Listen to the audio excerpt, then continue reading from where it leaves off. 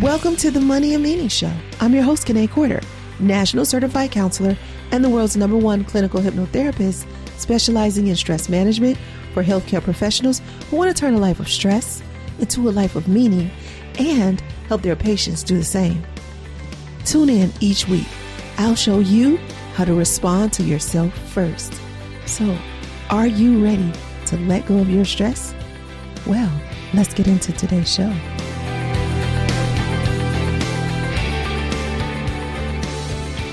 I'm your host, Kanae Corder, National Certified Counselor and the world's #1 clinical hypnotherapist, specializing in financial therapy and stress management. Today, I want to talk to you about the unknown and what you're doing during this time of the COVID crisis. Because at the time of this recording, the COVID crisis is really at the beginning stages. And I know there's a lot of unknown and there's a lot of downtime even that you may have time to plan. And I have a guest that I want to introduce you to that will help us go deeper and have a meaningful conversation about what's happening right now. But also, he's going to tell you about meaning in life for him. Now, Mike Romaniuk is the CEO of Rent-A-Nerd.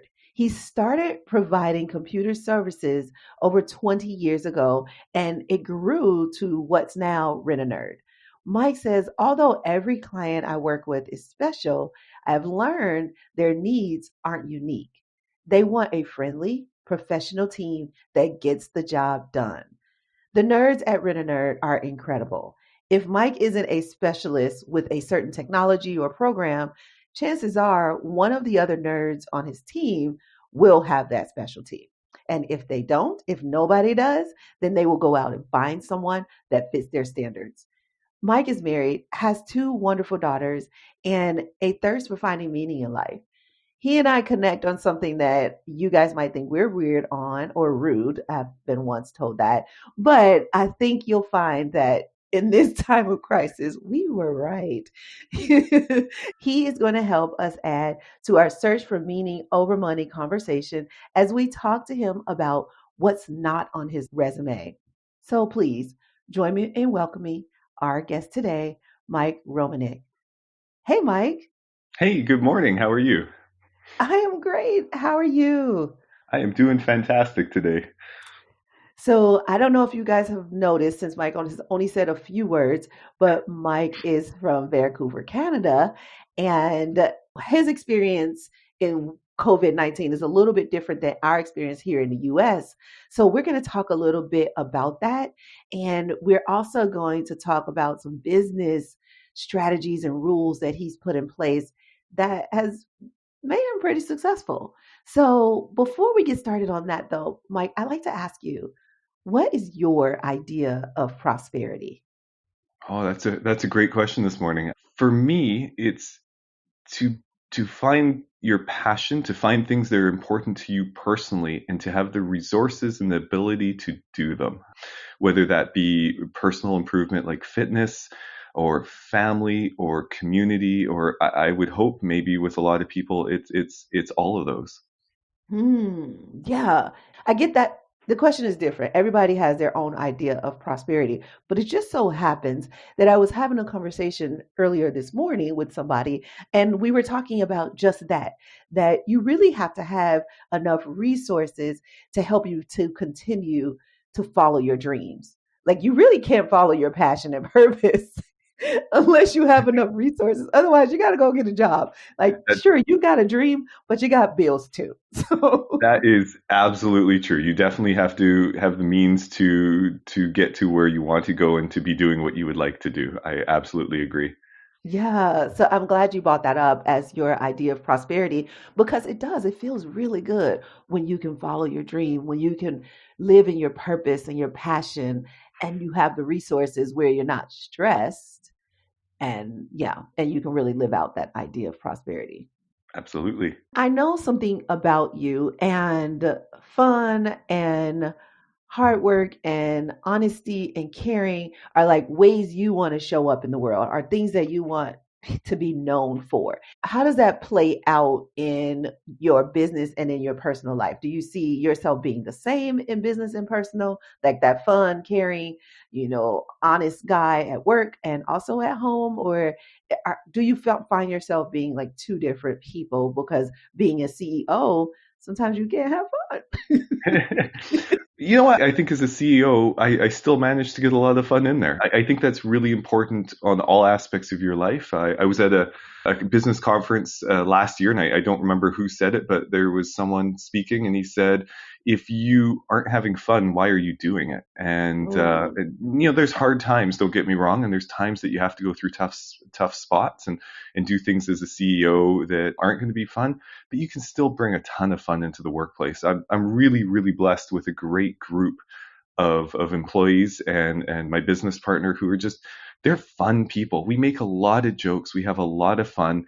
It's one of the ways as a team we bond, but also one of the ways as a team we de-stress and we handle some of the negative stuff by laughing and having a good time.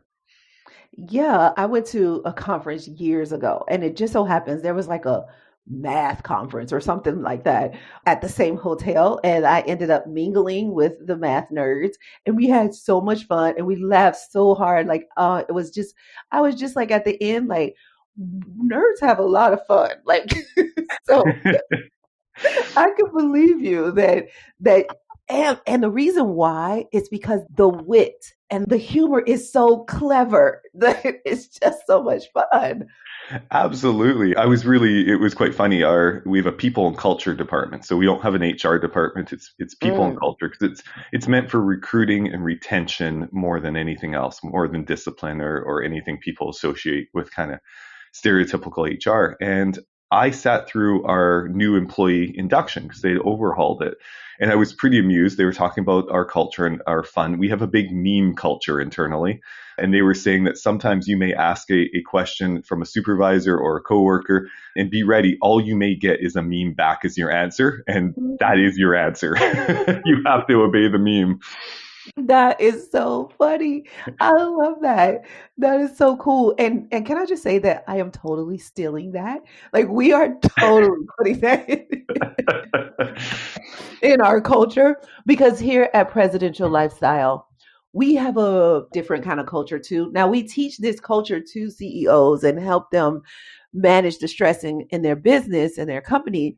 And then we help them have that culture trickle down because we believe that culture doesn't trickle up, it trickles down. And so it sounds like you are like the poster child for what we preach. And that's who you are as a person. And it sort of trickled down into the company. So now people know what to expect, but they kind of do it too. And maybe they don't communicate that way outside of work. But when they're at work, this is the culture and this is how they communicate and they know the lay of the land.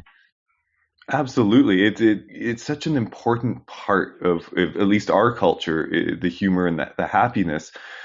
Because first of all, it's a stressful job. Being a CEO is stressful, but in IT, you're seldom getting called and just told, hey, you're doing a great job. That's all I really wanted to say. Usually it's a Mm. problem or a complaint. It's usually very urgent. Usually someone's upset by something. So bringing some of that to our customers as well and trying to relax them and make them happy while we're doing what we have to do in what could be a really frustrating situation from them just works amazing. And it also helps to take down sometimes IT people we're known to be a little socially awkward or standoffish or know it all. And it really helps to break some of that down with people as long as you have the right people. Yeah, just make them more interactive. Yeah, that's so important. And I'm so glad you said that. And that's true that IT does have sort of reputation for maybe even being a little crass because a lot of the IT people are so smart and they do kind of know it all in that area that they can be condescending at times, but I don't think they know that they're being condescending. They're just like, duh. Yeah. so so it's good that you have a culture where like, let's just bring light to this. Let's have some fun. Because when I got to Morgan Stanley, I was a financial advisor at Morgan Stanley for many years. And when I first got there, they had created this new software, and this software was a financial planning software. I'm a financial planning specialist, and I love financial planning, but I didn't know this software. So I would call the help desk like every freaking day. Like, they knew my employee number by heart. They're like, "Oh yeah, you 537, whatever, whatever." Right. So one part of this, I called, and it was a new part of the system. There was I think an update or whatever. And the guy says to me, first of all, I could not believe he sighed. He was like, and he was like, "Is this the first time you're using this?" And I said, "Well, yeah, actually it is." And he's like, "Okay, here's what you need to do." But you could tell he was so over me. He was so exasperated with me. And I was just like, hold on, like, wait. And I had to bring it to him. I was like, look, I enjoy this software. I am trying to get to know it. Eventually, I'm not going to call you. Hopefully, you still have a job because I won't need you anymore. So, so that's the way. And then we got on good footing, and he was like, okay, I understand. Sorry about that, and we kind of smoothed it out. But because I didn't get my feelings hurt by his exasperation with me, we were able to move past it. But that doesn't always happen. So I'm so happy to know that your company is a company that brings more light and just as a culture. But I'm imagining that's how you approach your clients as well. Absolutely. We're an on-site IT services company, so the vast majority of the work we do is daily in front of our customers, in their offices, in their workplaces, or their industrial sites. So we absolutely have to be part of that social fabric, or it just doesn't work. Yeah, and I'm very familiar with that. My uncle does similar work, and he has for many many years, like you. So I'm very familiar with that way of life. Like, you have your own company, but you work inside their company, which you really have two cultures then that you have to deal with. Am I right? Absolutely. Yeah. Yeah, and it is meshing that in. Some companies are a bit more formal and maybe don't have the same sense of humor we do, but we try to bring a little bit in still and Mhm. meld the cultures, try to take the best of both. Yeah, yeah, that's so good. I see that as a huge challenge, but I also see how if you do it properly, that it can really increase the fun that we just talked about in your business, where you're like, okay, I'm going to when in Rome, do as the Romans do. However, I'm not gonna assimilate so much that I can't be myself. I'm gonna bring a little bit of rent a nerd to this culture as well, so they can see that, okay, you can sometimes leave Rome as well. Absolutely. That was a great So point. yeah, it is. I have a couple of things that my brain is going in two different directions. So one, I would like to go a little bit deeper in culture and talk about the fun and how stress makes the fun go out the window, your words. So, but at the same time, I also want to talk a little bit about what's happening right now, like what's happening in this COVID-19 crisis. So, I'm going to first go to the fun and how fun goes out the window, because I think, and sometimes I'm really good at this, I think if we go there first, it'll tie into the other topic. So we'll see what happens. So So talk to me about how this culture, this meme culture, changes when you guys are under stress, and how that can go out the window, and what that looks like when you get grumpy. Absolutely. Well, I think the first sign is the tone of my memes personally might somewhat change from humorous and slapstick to perhaps a little less humorous in there, maybe a little bit more negative. One of our big things, IT people, I'm sure other industries are like this. I bet you engineers and other science-based industries are very much like this. We tend to collect a lot of very driven type A personality people. And with IT support especially, it's so easy to get lost in the job. There's always a to-do list. There's always people asking for help. You can dedicate your life to working nonstop and never get through it. And a lot Mhm. of IT people That's probably the reason there's a lot of grumpy ones out there. They've spent years working too hard, too long, and not taking the breaks and the relaxation or having the fun that they should have. So one of the things we had to implement, or we ended up implementing, this was actually a staff suggestion maybe 7 years ago, is we work a average 35-hour work week over a year. That means you can work 30 hours this week, you can work 25 hours this week. Next week, you're welcome to work 40 hours. But really, a lot of our rules in our business are things to limit you down, to slow you down. When you have the right people and you have really driven people on your team, you, at least with my group, there's a risk of burning them out, and then the fun goes away. I actually have a couple of rules. One is the 35-hour average work week. The other is over a 4-week cycle. You can't work more than 40 hours on average without a special exception. It has to be something very unusual that's happened. And it's funny, I would say on a ratio of 10-1, we are going after people and having discussions with people and saying, you're not doing it right because they're overworking, not because they underwork. And that's really shows in our industry, I think, what that personality is like. So bringing the fun in, trying to keep the fun in by not letting people overwork, get burnt out, get stressed, and get grumpy is super important. And these rules apply to everyone in the company. So if my business partner, or if I want to exceed the number of hours we're allowed to work, we have to get permission just like any other employee has to. We have to set up stress and work mitigation plan and everything else. So super Oh, important. that is. And all our listeners know that right now my heart is so warm because at Presidential Lifestyle, we have a similar situation and 30 hours is our number. Now you can work more if you want to, and we're not as vigilant. It sounds like you guys have it down. And so I think we'll become more vigilant at it. But I am constantly reminding, and we have a smaller team, and I'm constantly reminding people like, hey, looks like you did double work there. Let me tell you how you could be more efficient. Hey, 30 hours a week is our minimum, our maximum. You are borderlining into 45. What's happening? Tell me what's going on. Because I know as a therapist that hard work is sometimes a control mechanism, is a defense mechanism. And if I think I'm going to get in trouble, I might just overwork to get out of trouble, right? And Mm. so there's something going on. And because I'm a therapist, my team gets therapy without even paying for it. But I want to know what's going on. Why are you overworking? What is it? What is the story that you're telling yourself as to what this hard work, I'm doing air quotes right now, this hard work is going to get you? Because will it though? Like, will it? Is that working for you? Because I know plenty of hardworking people that are broke and they have a bunch of problems. And so working hard is not going to solve your problems. Let's figure out what will though.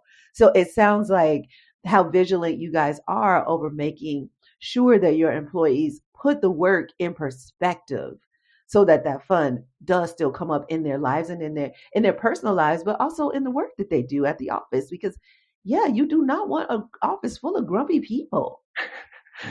Absolutely not. And it's really, I've noticed that people tend to back what you just said there, I've noticed people tend to use work to hide potentially from problems they don't want to deal with outside of work. There's the odd time I think that can be really helpful. Years ago, we had an employee who had some personal items, some personal issues going on that were kind of in the mental health realm.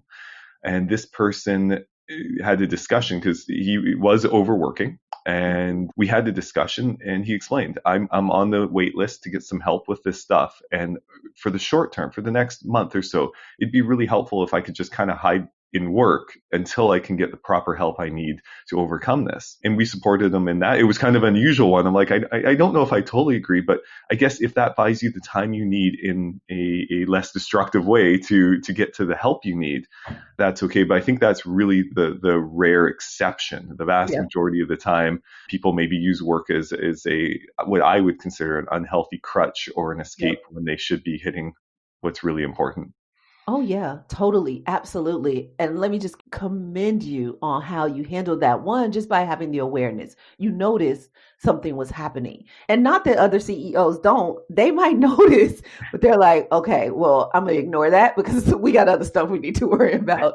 So I do want to commend you on really having your employees back and like looking at the deeper what is going on here, especially if it was different behavior than he had had in before. So that's awesome that you guys look that deep into each individual employee because that is not happening a lot in companies. And CEOs wonder why they're stressed out is because they're not seeing those people. That is a person and you saw him, or somebody on your team saw him. So that's awesome. I definitely want to commend you on how you guys handled that. Oh, thank you very much. It's hard to know at the time. I think Mhm. is in CEO school that I'm sure we all spent 8 years in. They don't go over this stuff, so sometimes you just have to wing it. And that time it worked out really really well. So I was happy for that person and happy we were able to help by letting them work more. Yeah, right, right. Just meeting meeting him where he was at that time because there was an end date. He was not like, yeah, let me do this for the rest of my life. He said, let me do this for this time, and in about a month or so, I'll be able to take care of this thing. And there was a conversation. I've been known to say everything is a conversation. Like you can just talk pretty much anything out, and that's what seems like it happened. You got the awareness and what part you needed to accept. And the listeners know that what I'm going through right now is our Control the Controllable guide.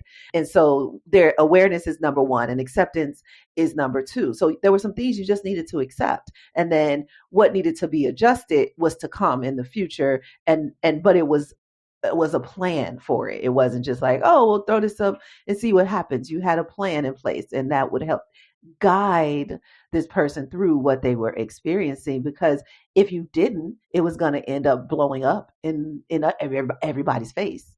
So being proactive is peaceful. I like that. I like that a lot. One of the tools I use as a CEO with the number of work hours, we actually have a report that comes out every single Monday. It shows every single person's hours the previous week. And this goes to all staff, not just to me. And it shows their 4 week average and if they're over in a negative way or where they're at. And it allows, first of all, it makes it a very transparent, open process. It allows your team members to see, Mike's been working really, really hard. You know what, I'm going to go to Ray or Melissa Mm. instead with my query because I see that. And it also definitely has that accountability. You know, your time is going to be up on the sheet that everyone's going to see it. If it's too high, people are all going to see that. And that's worked really well for us for seeing this, remembering it's there and acting with it. Yeah, so that you can then do something about it. Because sometimes when you're in it, you don't even know that you worked 50 hours. You're just like head down and you're working. And then you see it on the paper and you're like, oh, shoot, okay, wait a minute. Then you can do something about it. So, man, that is so awesome. I really love that. I guess you learned that in CEO school. Yeah, the CEO of school of trial and error and making every mistake we could before we figured this out. Yes, that school. We know about that school. A lot many of us, no, not many of the CEOs that I interview had a dad or mom that was a CEO too. Now, my parents actually were entrepreneurs, but they were solopreneurs. They weren't building a company with a team, and so most of us, like you said, it's trial and error, and a lot of error before you get to the formula that really works. And this hard work idea, like I think it's so overdone. There's programming that if you work hard, then you'll get what you want. And I'm in the minority in this idea that it's not about hard work. That is not what's going to get you what you want. I'm not saying don't work hard. That's needed sometimes, but you got to put it in perspective. And it sounds like that's the culture that your company has figured out is that sometimes we'll make an exception and hard work is important. That's why you have an average and not like a daily. It's like over a certain average, work what needs to be done. And it sounds like there's some autonomy there, which that's my idea of prosperity, autonomy. And people don't put enough emphasis on autonomy and how employees need that. What would you say? Oh, I totally agree. It's interesting talking to other business owners. So in our work week or during our day-to-day scheduling, we don't schedule our staff. They schedule each other and they schedule with their teams. They know what customers they have to service and really they learn very quickly that we're not going to give you a schedule that says you're going to work at this site from this time to this time and you're going to then go here and there. We say, you know what, you know what you need to get done. You know what works for your customer and how you can support your team members. Make your work hours work around your life. An example would be my business partner. He's a nighthawk. If he has to do IT work for a customer that shuts down a critical part of their network, he'd prefer to do it in the evening. Gives him lots of time. He's wide awake. He's awake anyways. And he just schedules maybe the morning off and then works that night. Whereas I have other staff that maybe they have life commitments, maybe they're parents or they have other things where working night times or long days is really hard on them. So you know what? They're going to do that work for a few hours Saturday morning, maybe while the kids are having breakfast or watching cartoons. And that's when they're going to choose to do it. As the CEO and as our customers, do I really care when they do it? No. Why not let them do it when they want to if it's all the same? It's really hard to micromanage that. So we've had to learn to trust our people and say, work it out with your teams, work it out yourselves and find something that works for everybody. And it's amazing. People do, and they do a really good job of it. I can't say it's any worse than if we centrally managed all the scheduling. Like little issues pop up, but not many. This podcast is brought to you by Presidential Lifestyle, a wellness company focused on wealth in all of its forms, providing the world's best life transformational programs to healthcare professionals, elevating everything from your mind, body, spirit, productivity, and even your business. Every area of your life transformed and optimized for just a few dollars a day. You'll have access to live hypnotherapy, on-demand virtual guides, and continuing education courses, as well as group discussion forums, all available from your mobile phone or your desktop. Get early access to this life transformational program by visiting presidentiallifestyle.com/early. Let me ask you a question. Are you a healthcare or a wellness professional burned out from the demands of what it takes to truly serve your patients and clients? Then Presidential Experience is for you. You need someone to pour into you the way you pour into others. It's time for you to make the shift from putting others first to responding to yourself first. I'll show you exactly how to do it. Right now, we're looking for 25 purpose-driven healthcare professionals to participate in our early access program. I've developed this program over the past 10 years. And I've learned that it can help break through the blocks keeping healthcare professionals from enjoying their life's work. We are limiting access to 25 people because keeping the group small will help maximize the impact. I'm offering to share my techniques with you at a deeply discounted rate in exchange for your feedback and shares. If you join us on this transformational journey, we will work together weekly as I deliver live group hypnotherapy sessions so you can experience it for yourself. I'll share with you the techniques and answer your question as you prepare to use what you've learned in your own life and practice. Outside of your weekly sessions with me, you can interact with other members to share ideas and success stories. So here's what you're going to do. Go to presidentiallifestyle.com/early. If you're even remotely interested in this, don't wait because it won't last long. Go ahead, click the link in the show notes or go to presidentiallifestyle.com/early because there's more to tell you. So I look forward to working with you and I'll see you soon. That is so good because I tend to say that there's a lot of ego in CEO. There's like the G is actually missing from so a lot of ego in CEO. But what you just described is that you took the ego out of it. It's not about you controlling or the tyranny, or whatever. It's not about you controlling the employees. It's about you getting the best out of them. And in this case, like your business partner who's the night owl, you're going to get the best out of him if you let him work at night, which is, this also translates into parenting. But I'll talk about that later. We won't talk about that right now. That's a whole nother school I have to take as I'm learning. Exactly. Yes. I know that a lot of my listeners are asking the question, how does that translate to your client then? Because if you're saying in our culture, people work how they want to work, they work when they want, then sometimes a client has ego too, because the customers always right, that programming that got put out there somehow. So they may try to control what happens. How do you manage them so that their stress doesn't fall on you and say, hey, this is the way we're going to do it. Trust us. And maybe I just answered my own question right there. Tell me, you tell me, don't tell me. I don't want to tell myself. You tell me. Absolutely. I mean, trust is a big thing. Different clients have different needs, and definitely some, it's really important that there be someone on site in their office every Tuesday from 10 a.m. till noon because of XYZ. And it's really important when there's a need like that we have to accomplish it as a team.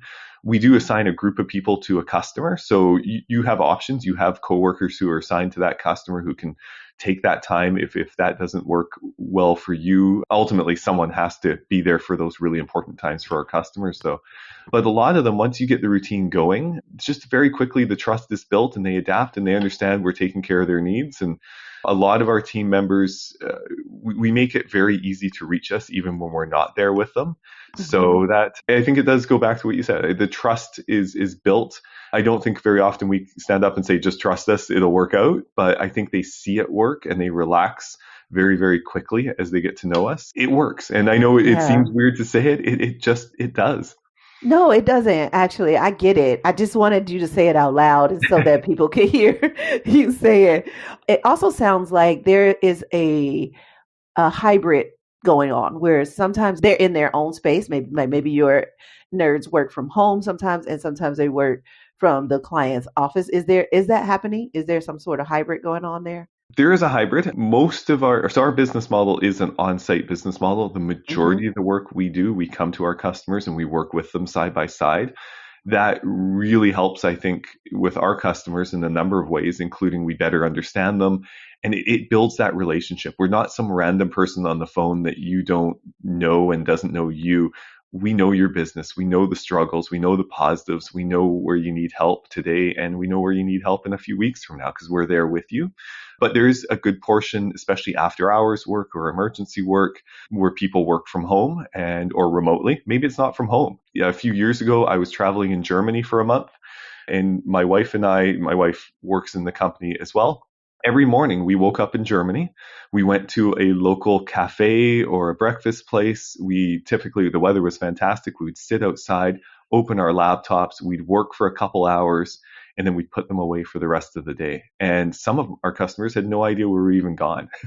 They were still getting replies. They were still getting the work done. Our staff were still getting the support they need from me and her. And that does happen. Now, something that's been really interesting is in these days of COVID-19, having to adapt our on-site business model. I mean, as you said earlier, it's the early days. We're learning a lot very, very quickly. And it's really an interesting time in that respect. Yeah, so let's go there because I knew this was going to happen. You see, I told you.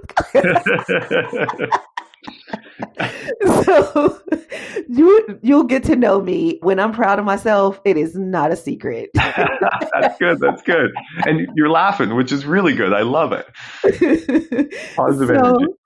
So how then, what have you learned? Like this whole social distancing means that you can't go into your client's office as much, or maybe not at all, depending on, because you're in Vancouver. And so I want to make sure that everybody knows and remembers that we have a worldwide audience and our guest is from Vancouver. And so that might be different than where you are. So talk to us about how that on-site model has shifted because of COVID-19. Yeah, so it's been interesting. Here in Vancouver, as things currently are, there's a mandatory isolation that you must do for 14 days if you travel out of the country. Otherwise, you're supposed to do a 10-day isolation if you have any kind of cold or flu symptoms. So I know some places are maybe less strict than us, maybe not much. And I know there's a lot of places with far more strict requirements. That's where we are just setting the climate for today. So it's been interesting because we have currently just over half of our staff are isolated. That's a big amount. We have one person that was traveling actually to Ecuador, and he got turned around halfway there and he couldn't make the trip because of COVID-19 and various restrictions internationally. So he's been in a 14-day isolation. The others have various cold and flu symptoms. I mean, here in Vancouver, at least, this is cold and flu time. Everyone has it. And it's coupled right Yes. now as well as the weather's warming up. So people like me, my annual hay fever is hitting me really hard. And that's hard to differentiate between cold and flu and everything Yeah. else. It's been interesting as business owners. We actually had a meeting on this last night. My general manager, my business partner and I, we were trying to figure out, efficiencies and how people can work. And last week, that international traveler we had, he actually ended up billing 50 hours. So Mm. it was like, wow, okay. So he's like, I have nothing else to do. I'm stuck at home. I might as well build up some hours so I can take a bigger vacation later when I'm actually allowed to travel. And Oh, so that was a bit surprising for us because we have a couple staff, especially staff with families. It seems their hours go down quite a bit. As I don't think you guys can hear it, I'm at home today and I can hear my children yelling downstairs. I hope that's not coming through. I can definitely relate to that distraction and how hard it is to work.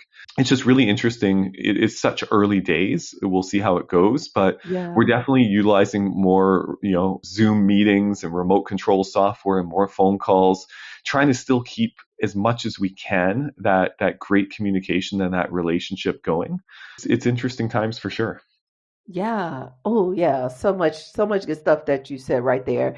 And here in the US, I feel like we've gotten this like crash course in, pardon my language, sit your ass down. Like that's really what it's at. Because we are so culture in work hard, work hard, work hard, work hard. And when you can't go to work, even though it sounds like this international traveler, he did put in more hours because he didn't have much else to do. But I see so many other people, they don't know what to do with themselves because they can't go to work. And a lot of people don't have anything outside of work or outside of their business for that matter.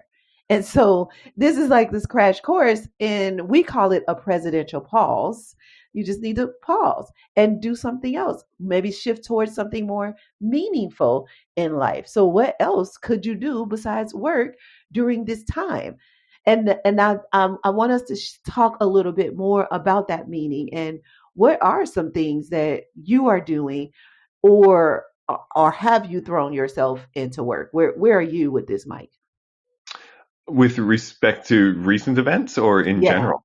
Oh, Yeah, I guess let's talk more recent events and like did you get that crash course in chill out or did this like pump you up to work more so that you can protect your business and be ready for whatever's coming next? The unknown, because I know because of our pre-interview that the unknown could be a trigger for you. absolutely. I find one of the most stressful things, the times I get the most stressed and struggle is when I don't see a clear course. I don't see clear next steps. So you're absolutely right there. I think as a typical type A personality person, I've actually kind of thrown myself both into business and both out of business quite hard in this. So there's definitely a big portion of business. There's adaptations to be made, trying to figure out who can go to what sites to service what on-site needs. One of our sites that has 63 locations, my entire team is isolated for that site, the entire group of them, and trying to figure out, okay, well, we're going to take someone who doesn't know that site as well, and we're going to have to send that person out to deal with these critical things. So there's definitely a lot of work to do. Mm, Part of me goes, if this drags on, maybe I'll actually get, some of those projects that you never quite get around to done off my to-do list. On the flip yeah. side, on the personal side, it seems to have freed me up a bit. I'm spending some amazing time with my daughters and my wife, Mm, and probably in all the wrong ways. My oldest daughter, she's 2.5 years old, and we have been exploring a construction site that's near our house, probably totally illegally and trespassing through it. And she is loving it, and so am I. My youngest, and she's not even a year old yet. She turns 1 in a week. Just some of our playtime and watching how she's growing as a person and throwing myself into that. The other thing is it's given me a bit of time for some personal fitness, which is a Mm. great de-stressor for me. That's one of my biggest. And I can't go to the gym. I can't go to a boot camp. So I've been doing a lot of solo runs. I think for the last like 5 days, I've done a 110K every single day, and I have the music on. It's not thinking about work. It's just enjoying being out there. And we've been blessed with some great sunshine the last little bit. So that's made that a bit easier. So I'm kind of throwing myself in both directions right now. Yeah, that is so cool. And I get that. That makes sense. Like you have enough time to do both somehow. And that I went live on social media and I do often, but gratitude was one of the things I talked about because that's actually step 4 in our Control the Controllable series. And there's some things to be grateful for right now. And people are so distracted by the bad news that they can't even see those small details, like what you just said. You get to show your daughter this construction site, maybe illegally, but so you might be teaching her but she gets to see something that she wouldn't normally get to see, and it's so awesome to watch them explore. It is nothing better than to watch kids learn. And oh my gosh, if you talk about meaning in life, that is meaningful to me, to just watch them discover and learn. And so where it is shutting you down on one end in the way that you used to work, it's opened up some space for you to have experiences with your daughters that you may not have normally had. That's so awesome. And it's definitely like I definitely don't want to in any way sound like I don't take this as a serious and very, very negative event. I think both of us take it very, very seriously. But there is a certain level of gratitude and gratefulness on many levels here. It is letting us do new things. It's forcing us to do new things and Mm, to learn new things, which I'm grateful for. I'm also grateful we live in the time and age that we do. I'm not a medical person, but and I don't have a great medical background, but I think, 30 or 40 years ago, as a society, I don't think we would have even known this was coming. So we are able to do some mitigations and we're able to take some steps. 30 or 40 years ago, I think a bunch of people would have just died and we would have thought, wow, that was a horrible mm, cold and flu season. yep. And I think the fact that we can do some steps, I mean, we can't control it and we can't necessarily beat it, but we can take some steps. And I think we should be grateful for the day and age we live in with that as well. Yeah, thank you. Look at you just falling right into presidential lifestyle. Yeah, I'm totally falling in love with you. I have so many business BFFs, and on this show, I they see me. They my listeners know that I fall in love with the guests so much, but I'm totally falling in love with you, and I'm so glad that I said that because that reminds me that you have something that you and your business partner do to continue to be in love with each other in your business that I want to talk about, and that is your business retreat. So I know that's kind of a jarring, that wasn't the coolest segue like I usually do, but let's talk a little bit about this business retreat that you and your business partner do. Can you tell me a little bit about that? Because we do something similar in our program, and I just love hearing this. Sure. So my business partner, in some ways, he is my twin, and in other ways, he's my opposite twin. We seem Yeah. to be completely aligned 100% on an issue or 180 degrees opposite. We're never kind of slightly off, and it makes a really interesting dynamic. He's been my Mm. business partner for almost 18 years, so a very, very long time. And one thing we've definitely found is once a year, we have a few little steps. Like we have quarterly partner meetings and things like that. But once a year, we get together and we go somewhere. What we pretty much do is we put our finger on a map and we say, okay, here's Vancouver. Where can we get to for 4 or 5 days? That's not much more than a 3 hour direct flight. We don't want to spend too long getting there. And we Mm-hmm. pick a city. And a good portion of what we do is business planning. It's talking about things that are outside the day to day. So strategic planning, what's going right, what's going wrong, and often we're not coming back with complete changes to our business model. It's incremental changes, stuff we'd never thought of before. But the other side is we're staying in the same accommodation together. We're doing the same things. We're eating socially. We're being humans and being friends, which is Mm. super important for us to keep. one of the things we always end up doing in this week as well, or these 4 or 5 days as well, is we almost always sign up for some type of race. Usually it's a running race, a 10K or a half marathon. It just stabilizes us as a person. It's something you're doing with the other person. And you know what? Some years there's perhaps a little bit more feistiness than others. It also helps to and take some of that down a notch. If you just run a half marathon and you're completely exhausted, it makes it very hard to passionately argue about 1% of margin or something like that. That is so good. Couples should think about that. Hey, let's go. But I love that. I just love that idea. It is something that we have in our program. But when you said that you guys did that, man, and I love so many things that we have in common, you and I. But what's fun is that you have your way of doing it, and we can learn something from you and the way that you're running your business, which is why I do this podcast again, talk about meaning in life. People listening are getting ideas on how they can shift, because some people have these negative views of being a CEO and how hard it is and how stressful it is, and they might even hate their business partner because their business partner doesn't think just like them. And you just said that you guys can be so opposite sometimes, and that's good. You need that in a business and even in any relationship, really, to call each other out, to say, hey, have you thought this all the way through? Or there's this other perspective and I want to try it this way. So love that so much. Yeah, what I'm really lucky with, one of the business books I've taken inspiration from many, many years ago when it came out was Jim Collins' Good to Great. And one of Mm. the things that we really promote at Rent and Earn among all levels is that passionate debate he talks about. So what I'm really lucky, especially with my business partner, is even when we're 180 degrees opposite each other and we start to engage with each other, it's a passionate debate about what's best for the business. And we really try, and I think we do a Mm. pretty good job to keep ego and that personal aspect about it's about what's best for the business. And often during our debates, people who may witness them can shake their head because we'll debate very passionately and then all of a sudden notice we're on the opposite sides. I Mm. will have taken his point of view. He will have convinced me. I'm now arguing his point and he's arguing mine. And Yeah. part of that is unintentional, but part of it is intentional as well. Let's vet this out from all angles. Let me understand where you're coming from better, and let's see if I can build an argument there because maybe it's right. So Yeah.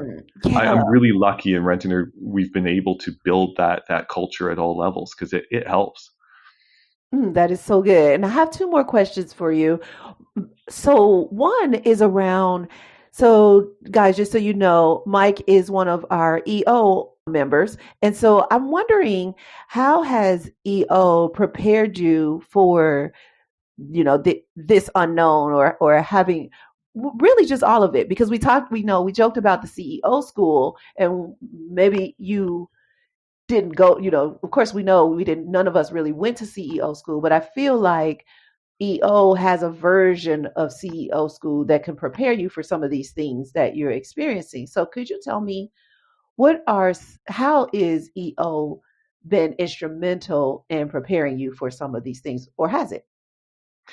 Oh, great question. So, I mean, EO is a fantastic organization and it does host learning events quite regularly, and you can pick up a lot. And I've learned a lot through those direct methods. I think it's some of the indirect things that have been maybe even more of a benefit for me. So Mm. I've always been known as a fairly open person in general, but one of, at least in the EO members I've met worldwide, definitely in our Vancouver chapter, people are really open. Like you can go to any EO member and ask them pretty much anything, and they're going to give you an answer. And just that extra level of openness as a CEO, I have found and I've learned from them has really done me well. I mean, if you want to be pragmatic about it, Mm-hmm. I had a lunch with one of our bankers that we deal with, and everyone wants a great relationship with their banker, and somehow the lunch got actually onto stress management and just the casual conversations, and I opened right up. I'm like, you know what, I'm going to do this the EO way. Like I'm not sure if I should be completely transparent to my banker, but I'm going to try. And I opened right up about a burnout I'd had, about mitigation. I have a little card in my wallet. If I have a tough day or a tough week, when I come home, I look at this card and it walks me through a couple steps to take before I walk through my front door. I showed it to him. Like, it's a fairly Mm. personal thing. His reaction to it all was incredible. He was so grateful and so happy, and it really helped build our relationship. I don't think any negative aspect in any way came out. It just two humans connecting, and I'm Mm. so happy EO has taught me that, and I'm applying it more and more with my staff as well, saying I don't have all the answers right now, but this is what we're going to do today, and things like that. And at that level of openness, I think is probably the biggest thing I'm the most grateful for EO teaching me. That's so good. We had a CEO, Bill Dorfman. He's a friend of mine as well. And he's actually in YPO, but he does something similar to what you did in that card. And I know this, he didn't talk about this on the show, but I know this because I'm his friend and he has that card. And he did an event and he duplicated that card for the rest of us. I was a mentor at this event that he did for teens, I think teens and young adults, and he duplicated the card for all the mentors. And so I have one of those cards too. And it is really helpful because it reminds me of like that, the meaning. It goes back to the meaning. And it's a easy way. I want to say easy. That's the word I'm going to use. Maybe I should say simple. It's a simple way. Like I don't have to go get a massage or go get or even go for a run. It's like I can look at that card and go back to the meaning. It's like, okay, what would you say about that? No, I love your change of easy to simple. There's so many things in this world that are simple but not easy. Yeah. But I love that. I love that he shared that. I think those are. I wish I'd only really developed the card in the last year. I wish I had it 10 years ago. I wish there'd been more Mm, sharing on that, because if you find something that works for you, then that's incredibly helpful. And yeah, no, I love it. I yeah, love that he shared that. that is so cool. And I have one more question for you. And I don't want to go. I'm like, no, I want to stay. I want to stay. I want to talk more. Now, luckily, I have other interviews today, so I'm going to be doing this all day long. You got to go back to work. That's okay. But I have really enjoyed our conversation today and getting to know you. And so, before I ask you my last question, if people want to continue to get to know you and connect with you or maybe even hire you, how do they find you? Absolutely. So the easiest way to find Rent a Nerd and information about Rent a Nerd is our website. So rent-a-nerd.com. If you want to talk to me directly, I'd love it. I'd love to hear from people wherever you are. My email address is mike@rent-a-nerd.com. Wow, how generous of you to give out your email address. You are a saint. So, my last question I have for you is what is the best advice you ever received or the advice you wish somebody would have told you? I think that the advice I wish I was told, because I only figured this out in the last couple years. I kind of wish in my teens I was told and taught about the importance of signing off, of taking that break from your work life, shutting off the phone or at least the email, not looking at social media for a little while, maybe a day, taking those breaks off the air, and what an incredible, at least to me, some of the people in my life, what a incredible difference that makes. So that would Mm. have been things. I'm grateful to know it now. I still hopefully have a long life to apply it, but I definitely wish I knew that 20 or 30 years ago. Yeah, that is so good. We call that a presidential pause. Is the name of our company, and everything about us is presidential. So we call it a presidential pause. But it is such a great lesson. So I'm glad you learned that, and I'm glad you're sharing that. So guys, you remember to take your presidential pause, sign off, and shut down, and just take your break and enjoy life, so you can find your meaning in life. So thank you, Mike, for hanging out with me today. I really appreciate you. Hey, thank you, your positivity, and this has just been a great call. Yes, I agree. So we'll definitely want to have you back soon as you develop and grow, because it sounds like you're always growing, which warms my heart. That's what life is all about. So it sounds like we may have to have you back and see what new developments you had in the company as well as in your personal life. What would you say? I would love that. Okay, awesome. Good. Well, guys, that is our show for today. I want to thank you for listening all the way to the end, getting all those golden nuggets. I hope you picked them up. I know I usually do a recap, but this conversation was so good that it wasn't even in room to recap it. But I'll put some stuff in the show notes, especially how you can reach out to Mike if you like. Other than that, I think I'll see you guys next week. So have a prosperous week, my Prospros. Thanks for listening all the way to the end, my Prosperity Pro. I want to stay connected with you. Here are 4 ways. Pick the one that works best for you if you want to stay connected with me. 1. If you have any questions, I'd love to answer them. Send them to podcast@presidentiallifestyle.com. I'd love it if you would make a 1 or 2 minute audio message and attach it to an email. That'd be the easiest way for me to get it. Ask me anything about creating a life of meaning over money, and I'll get you an answer. Remember, the email address is podcast@presidentiallifestyle.com. 2, subscribe to this podcast and share it with your friends, because you guys might want to have a discussion about it, especially if they're a CEO who wants to shift from the old American dream to a life of meaning. 3, we try not to have any sponsors on this show unless they are truly in line with our values. I mean, really a good fit. So that means we fund this podcast ourselves. I'd like you to take a look at our resource page to see if there's any products or services that we recommend that are right for you. If not, no worries, maybe later.